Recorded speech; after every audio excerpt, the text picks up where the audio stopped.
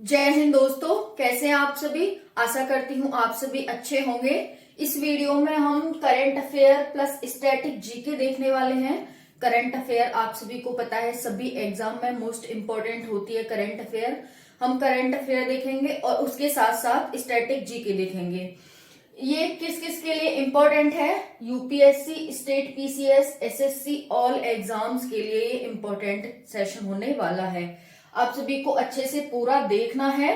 पूरा देखोगे जब तो आपकी नॉलेज आएगी, आधा देखोगे तो आधी नॉलेज आएगी। इसीलिए सेशन को आपको पूरा देखना है। पूरा देख करके आपको रिव्यू भी अपना कमेंट में प्रिंट करना है। अब नेक्स्ट देखते हैं। क्वेश्चन है, केंद्रीय मंत्री डॉक्टर जितेंद्र सिंह ने जम्मू कश्मीर के कटरा में आयोजित होने वाले ई गवर्नेंस के किस सम्मेलन का आयोजन किया है? पहले अच्छे से क्वेश्चन समझना है आपको, तभी उत्तर देना है। बहुत सारे बच्चे एग्जाम में यही गलती करते हैं कि कोई भी उन्हें क्वेश्चन में एक पॉइंट दिखा, टिक कर दिया, तो फिर वो बाद में आकर के पछताते हैं कि हमने क्वेश्चन को ठीक से नहीं पढ़ा था। तो पहले हमें क्वेश्चन को ठीक से पढ़ना है। केंद्रीय मंत्री डॉक्टर जितेंद्र सिंह ने जम्मू कश्मीर के कटरा में आयोजित होने वाले ई गवर्नेंस के किस सम्मेलन का आयोजन किया है? इसका आंसर क्या हो जाएगा? 25वें राष्ट्रीय सम्मेलन का उन्होंने आयोजन किया है।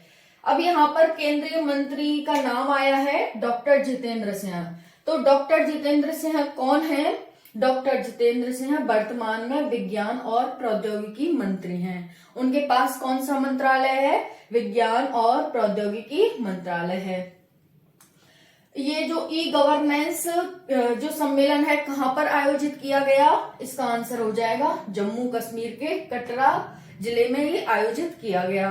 इतना हो गया। अब उसके बाद यहाँ पर ये कौन सा सम्मेलन था? तो ये 25वां सम्मेलन था। इतना आप देख सकते हैं यहाँ पर कितने क्वेश्चन बन गए। केंद्रीय मंत्री डॉक्टर जितेंद्र सिंह ने जम्मू कश्मीर के कटरा में आयोजित होने वाले ई गवर्नेंस के किस सम्मेलन का आयोजन किया? 25वें सम्मेलन का। डॉक्टर जितेंद्र सिंह कौन है? विज्ञान और प्रौद्योगिकी मंत्री हैं। ये सम्मेलन कहाँ आयोजित किया गया? ई गवर्नेंस जम्मू कश्मीर के कटरा में। देखो, रिपीटेशन बहुत ही इंपॉर्टेंट होता है। हम एक बार पढ़ के तो निकल जाते हैं, लेकिन इंपॉर्टेंट होता है हमारा रिपीटेशन यानी कि रिवीजन। इसीलिए आपको भी इस क्लास को पढ़ना है और उसके बाद आपको अपने नोट्स बनाने हैं और ज्यादा से ज्यादा रिवीजन करना है। रिवीजन जब हम करते हैं तो हमारी परमानेंट मेमोरी में जो हमारी नॉलेज होती है वो शिफ्ट हो जाती है। फिर उसके बाद उसे कोई भी डिलीट नहीं कर सकता है। इसीलिए रिवीजन मोस्ट इम्पोर्टेंट है। अब हमने यहाँ पर क्या देखा? ये सम्मेलन कितने दिन का था? 2 दिवसीय सम्मेलन था, यानी कि 26 और 27 नवंबर को ये सम्मेलन आयोजित किया जाएगा। 25वां राष्ट्रीय सम्मेलन देख ही लिया। कब हुआ था ये? तो ये होगा 26 नवंबर 2022 को। 26 नवंबर तो आने वाला है, तो ये जब होगा, आज 23 नवंबर है। 26 नवंबर को कौन सा दिवस मनाया जाता है? तो 26 नवंबर को संविधान दिवस के अवसर पर ई गवर्नेंस के सम्मेलन का आयोजन किया जा रहा है। थीम क्या है? थीम मोस्ट इंपॉर्टेंट है, पूरा ही इंपॉर्टेंट है और थीम भी इसकी इंपॉर्टेंट है। थीम क्या है? नागरिकों, उद्योग और सरकार को करीब लाना। क्या है इसकी थीम? नागरिकों, उद्योग और सरकार को करीब लाना इसकी थीम है। केंद्रीय मंत्री डॉक्टर जितेंद्र सिंह ने जम्मू कश्मीर के कटरा में आयोजित होने वाले ई गवर्नेंस के किस सम्मेलन का आयोजन किया? आंसर हो जाएगा 25वें सम्मेलन का। कब किया? 26 नवंबर 2022 को संविधान दिवस के अवसर पर। थीम क्या थी इसकी? नागरिकों, उद्योग और सरकार को करीब लाना। जो नागरिक हैं, नागरिक उद्योगों में काम करते हैं, उद्योगों के लिए नियम कानून कौन बनाता है? सरकार। तो इन तीनों को एक जगह लाना, यानी कि इन तीनों को करीब लाना ही इसकी थीम थी। 2 दिवस का सम्मेलन था। 26 और 27 नवंबर को ये आयोजित किया जाएगा। इस तरह आप देख सकते हैं। नेक्स्ट क्वेश्चन हो जाता है, सबसे बड़े राष्ट्रव्यापी तटीय रक्षा अभ्यास सी विजिल का कौन सा संस्करण आयोजित किया जा रहा है?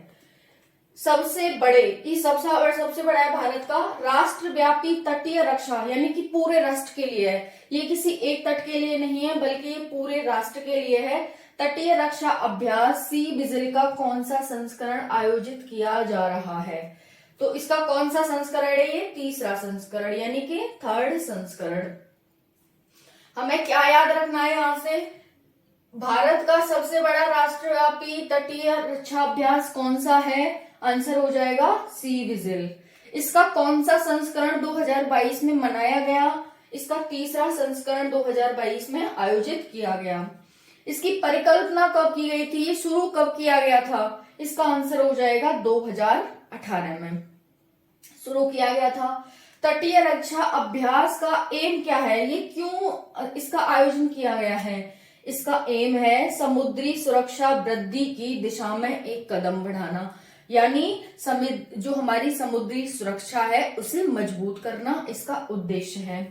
26/11 का जो हमला हुआ था उसके बाद समुद्री सुरक्षा पर बहुत जोर दिया गया कि समुद्री सुरक्षा हमें बढ़ानी चाहिए ताकि ऐसे हमले आगे ना हो। इतना क्लियर। नेक्स्ट है, इसका एम क्या है? समुद्री सुरक्षा की वृद्धि की दिशा में एक कदम। 26/11 के बाद समुद्री सुरक्षा की दिशा में वृद्धि कर दी गई। सी विजिल पूरे भारत की तटीय सुरक्षा करेगा। पूरे भारत की तटीय लंबाई कितनी है? लंबाई 7,516 किलोमीटर है। एक क्वेश्चन यहां से बन गया और एक क्वेश्चन यहां से। भारत की तटीय रेखा है वो कितनी लंबी है? आंसर हो जाएगा 7,516 किलोमीटर।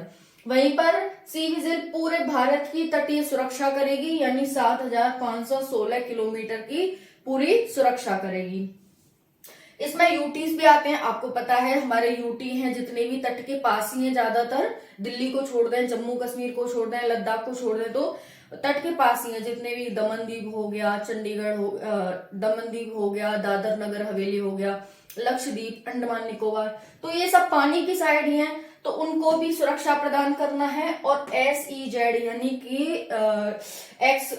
यानी कि स्पेशल इकोनॉमिक जोन, इसको भी सुरक्षा प्रदान करना है।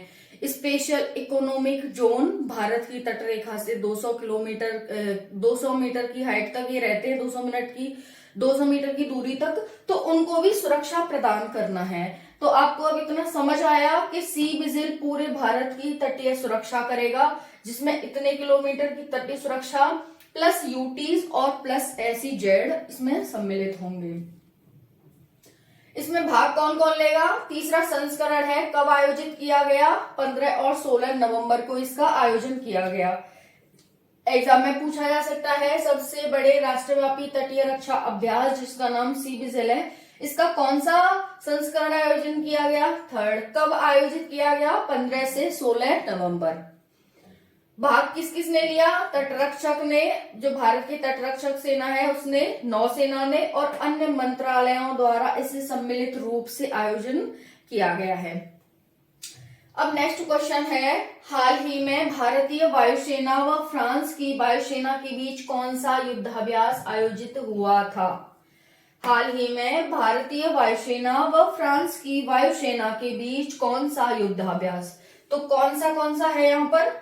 गरुड़ 7 युद्धाभ्यास है। इसका आयोजन किसके बीच? भारतीय वायुसेना और फ्रांस की वायुसेना। एग्जामिनर आपसे क्वेश्चन कैसे पूछेगा?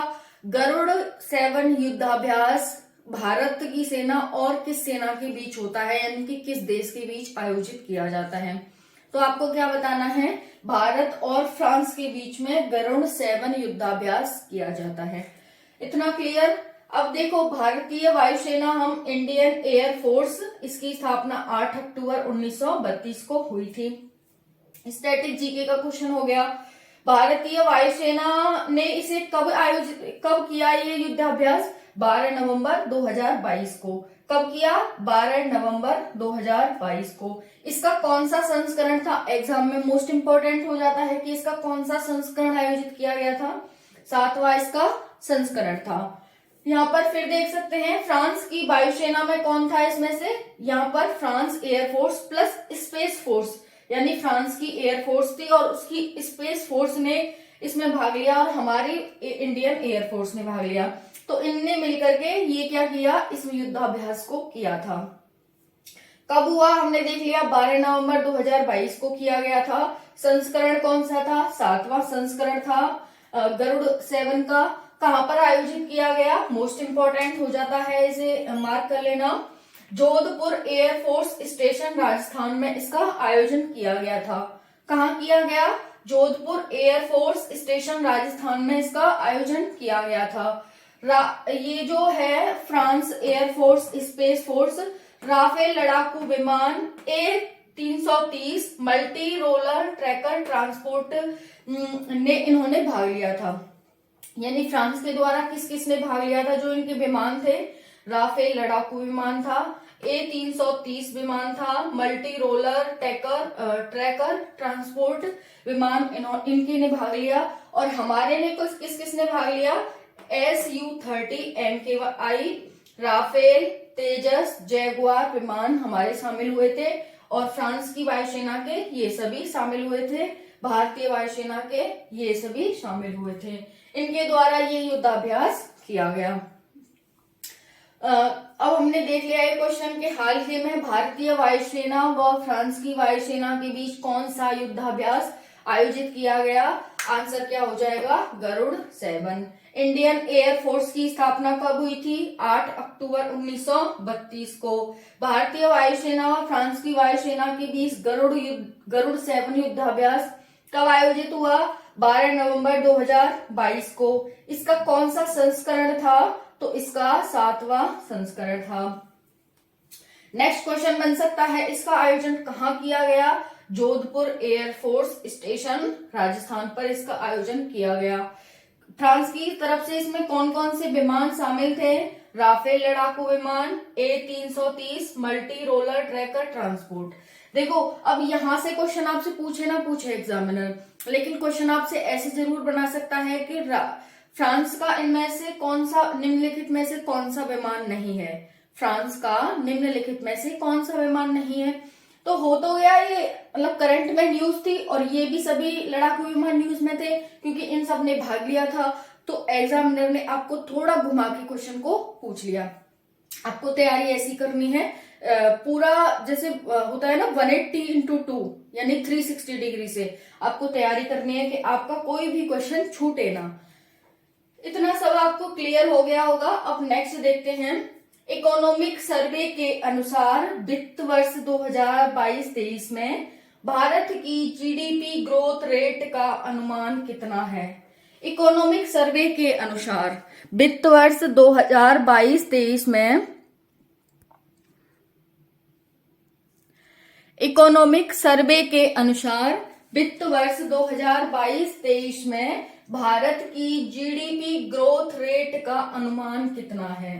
हमारे लिए की पॉइंट क्या है इसमें, इकोनॉमिक सर्वे ऐसा सर्वे जो बजट से पहले पेश किया जाता है संसद में, उसी को हम इकोनॉमिक सर्वे कहते हैं। इसमें ऊपर ऊपर का लेखा जोखा रहता है, आय व्यय का लेखा जोखा होता है।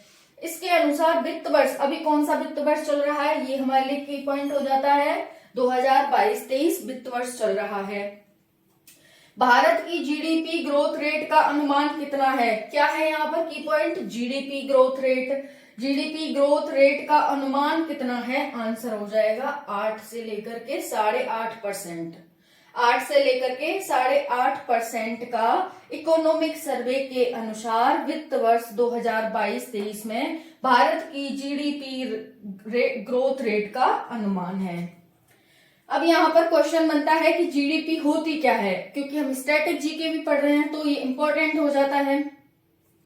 जीडीपी यानी कि gross domestic product, gross domestic product जिसे हिंदी में क्या कहते हैं, सकल घरेलू उत्पाद। जीडीपी क्या हो गया, ग्रॉस डोमेस्टिक प्रोडक्ट, हिंदी में क्या कहेंगे, सकल घरेलू उत्पाद। ग्रॉस डोमेस्टिक प्रोडक्ट्स यानी सकल घरेलू उत्पाद। हमने जीडीपी की ये अभी हमने फुल फॉर्म देखी है। अब होता क्या है जीडीपी? किसी भी देश की सीमा के अंदर उसके व्यक्तियों द्वारा, व्यक्ति में नागरिक भी आएंगे और गैर नागरिक भी आएंगे, तो किसी देश की सीमा के भीतर उसके व्यक्तियों के द्वारा उत्पादित अंतिम मूल वस्तुओं और सेवाओं का मूल्य ही जीडीपी कहलाता है। रिपीट करते हैं, जीडीपी क्या है? किसी भी देश की सीमा के भीतर उसके व्यक्तियों के द्वारा, जो देश में व्यक्ति हैं उनके द्वारा उत्पादित वस्तुओं और सेवाओं के मौद्रिक मूल्य को ही हम जीडीपी कहते हैं। जैसे कोई भी हमने एक साल के भीतर किसी भी देश की सीमा के अंदर एक साल के भीतर उत्पादित अंतिम वस्तुओं और सेवाओं के मूल्य को ही जीडीपी कहा जाता है। अब एक साल में जितनी भी उत्पादन होगा हमारे देश में, उस सब के मूल्य को, चाहे वो सेवा का मूल्य हो, जैसे सर्विस प्रोवाइड करती हैं बहुत सारी कंपनियां सर्विस देती हैं, चाहे उसकी मुद्रा हो, चाहे फिर कोई भी वस्तु की मुद्रा हो, सभी को हम ऐड करके उसे जीडीपी कहते हैं। वर्तमान में जीडीपी में भारत 5वें स्थान पर आता है। पूरे विश्व में ब्रिटेन को पीछे छोड़ा है अभी भारत ने। जीडीपी में भारत कौन से स्थान पर है? आप यहाँ पर ये भी देख सकते हैं, 5th स्थान पर आता है पूरी दुनिया में। जीडीपी क्या है? जीडीपी की फुल फॉर्म भी आ जाती है एग्जाम्स में, तो आपको ये ध्यान रखनी है। इसे हिंदी में क्या है इसकी फुल फॉर्म, ये भी ध्यान रखनी है, और जीडीपी होता क्या है ये भी ध्यान रखनी है। एक बार और रिपीट करते हैं जीडीपी को। किसी भी देश की सीमा के भीतर एक वर्ष में उसके व्यक्तियों के द्वारा उत्पादित अंतिम वस्तुओं और सेवाओं के मौद्रिक मूल्य को ही हम जीडीपी कहते हैं। व्यक्ति का मतलब इसमें नागरिक भी आ जाएंगे, और जो बाहर से कंपनियां आई हुई हैं, बाहर के लोग भारत में जो जॉब करते हैं, उन सभी के द्वारा उत्पादित वस्तुओं का मूल्य ही इसमें काउंट होता है। क्लियर इतना? नेक्स्ट क्वेश्चन है, सियोमारो कास्त्रो किस देश की पहली महिला राष्ट्रपति बनी है? सियोमारा कास्त्रो, इनका नाम क्या है? सियोमारा कास्त्रो है। ये किस देश की पहली महिला राष्ट्रपति बनी है? आंसर हो जाएगा होंडुरास की। किसकी? होंडुरास की। राजधानी क्या है होंडुरास की? टेगुसिगाल्पा। टेगुसिगाल्पा यानी होंडुरास कहां पर एग्जिस्ट करता है? एक देश है ये। कहां पर है? सेंट्रल अमेरिकन कंट्री है। आप सभी को पता है ये यहाँ पर उत्तरी अमेरिका है और ये यहाँ पर दक्षिणी अमेरिका है। इसके बीच में कुछ कंट्रियां पड़ती हैं जिन्हें हम सेंट्रल अमेरिकन कंट्री कहते हैं। उसी में से यहाँ पर होंडुरास एग्जिस्ट है, और इसी को क्या कहा जाता है? इसी की अभी राष्ट्रपति बनी है जो पहली महिला राष्ट्रपति हैं, सियोमारा कास्त्रो। इंपॉर्टेंट इसीलिए हो जाता है क्योंकि ये पहली महिला राष्ट्रपति हैं। सियोमारा कास्त्रो किस देश की पहली महिला राष्ट्रपति बनी है? होंडुरास की। होंडुरास की राजधानी क्या है? टेगुसिगाल्पा है। होंडुरास कहां पर पड़ता है? मतलब क्वेश्चन आपसे पूछ सकता है एग्जामिनर कि होंडुरास क्या अफ्रीका कॉन्टिनेंट का एक देश है, क्या अमेरिका कॉन्टिनेंट का एक देश है, क्या कैरेबियन सी में पड़ता है? हाँ, कैरेबियन सी के पास पड़ता है, ऐसे आ जाएगा। तो ये क्या है? सेंट्रल अमेरिकन कंट्री है, कैरेबियन सी के पास पड़ता है, इसे कैरेबियन सी में ही एग्जिस्ट कर लिया जाता है। अगर आपको क्वेश्चन आएगा ना, तो या तो सेंट्रल अमेरिका कंट्री में से आएगा या फिर वहां पर कैरेबियन से आएगा, तो दोनों में से आप कोई भी टिक कर सकते हो। सेकेंड लार्जेस्ट कंट्री है सेंट्रल अमेरिकन कंट्री में। सेकेंड लार्जेस्ट कंट्री है सेंट्रल अमेरिकन कंट्री में। ये मत सोच लेना कि ये अमेरिका में, ऊपर जो अमेरिका है, ये जो यहाँ कंट्री है ना, यहाँ 7-8 कंट्री हैं, इसमें ये दूसरा सबसे बड़ा देश है होंडुरास। तो सियोमारा कास्त्रो किस देश की पहली महिला राष्ट्रपति बनी है? होंडुरास की। राजधानी टेगुसिगाल्पा, सेंट्रल अमेरिकन कंट्री, जो सेकेंड लार्जेस्ट कंट्री है सेंट्रल अमेरिका में। नेक्स्ट क्वेश्चन है, दुनिया की सबसे बड़ी नदी क्रूज परियोजना क्या नाम है? गंगा विलास परियोजना। कल इसका मतलब विस्तार से इसके बारे में चर्चा करेंगे क्योंकि काफी इंपॉर्टेंट है ये गंगा विलास परियोजना। अभी थोड़ा आप सभी को पता है, स्लाइड तो है नहीं कि मैं आगे बढ़ती जाऊं, एक ही मेरे पास है, तो इसी में मुझे मैनेज करना पड़ता है गंगा विलास परियोजना के बारे में हम, क्योंकि अभी मैं बोल दूंगी आप लिख नहीं पाओगे, कल लिख के भी दे देंगे और बोल भी देंगे कुछ, तो इस तरह से हम इसे कंटिन्यू कर लेंगे। दुनिया की सबसे बड़ी नदी क्रूज परियोजना गंगा विलास परियोजना कहां पर बनाई जा रही है? गंगा नदी पर बनाई जा रही है। 4000 किलोमीटर की इसकी डिस्टेंस होगी। कहां से? वाराणसी से असम तक की यात्रा करेगी ये। और यहाँ पर ये 50 दिन की यात्रा होगी इसकी। इसमें पीपीपी के आधार पर ये बनाई जा रही है। पीपीपी मतलब पब्लिक प्राइवेट पार्टनरशिप के माध्यम से गंगा विलास परियोजना को बनाया जा रहा है। नेक्स्ट है, दुनिया का सबसे बड़ा सोलर पावर प्लांट कहाँ लगाया गया है, यानी कि कहाँ स्थित है? आंसर हो जाएगा Bhadla solar power plant. Bhadla Rajasthan राज्य के जोधपुर शहर के भडला में स्थित है ये। इसी को भडला सोलर पावर प्लांट कहा गया है। ये दुनिया का सबसे बड़ा सोलर पावर प्लांट है।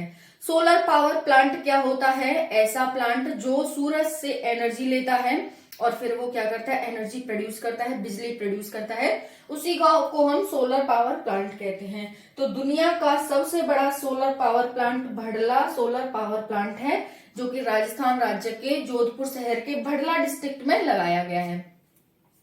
दुनिया की सबसे बड़ी नदी क्रूज परियोजना गंगा विलास परियोजना, इसका अभी उद्घाटन हुआ है। क्रूज क्या होती है? देखो, क्रूज हम कल देखेंगे क्या होती है। नेक्स्ट क्वेश्चन है यहाँ पर, जनजातीय गौरव दिवस कब मनाया गया? आंसर हो जाएगा 15 से 22 नवंबर को जनजातीय गौरव दिवस मनाया गया।